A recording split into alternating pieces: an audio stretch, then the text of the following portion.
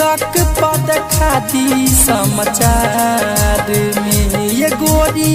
कहता छपा दी अखबार में आज तक पद खादी समाचार में दिल तो पे दीवाना तो महर हो गईल दिल तो पे दीवाना यहाँ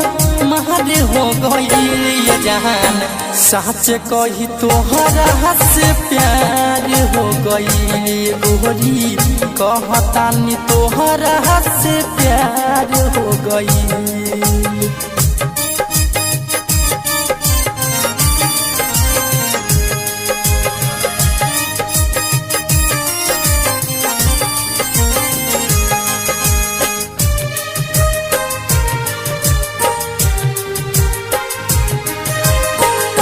सजल सपना सिंदूरी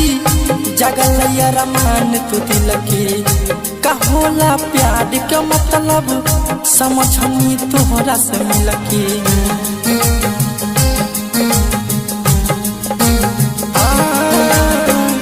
सजल सपना सिंदूरी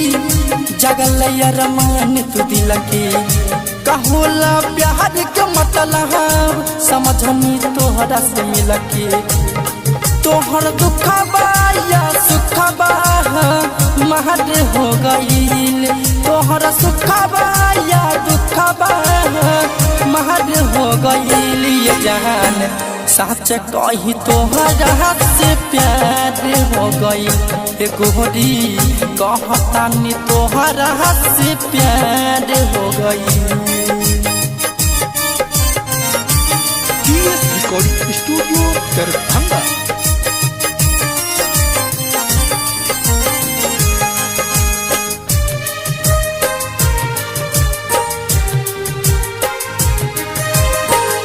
सुतल में लागेला जागल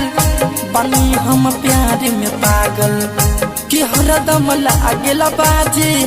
गोरी हो तोरा पाँव के छागल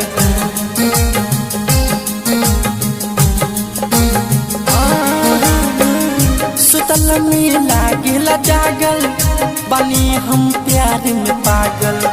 कि हरदम लागेला बाजे गोरी हो तोरा पाँव के छागल सोनू दिल जाने निगम के बाहर हो गईल सोनू दिल जाने निगम के बाहर हो गईल ये जहान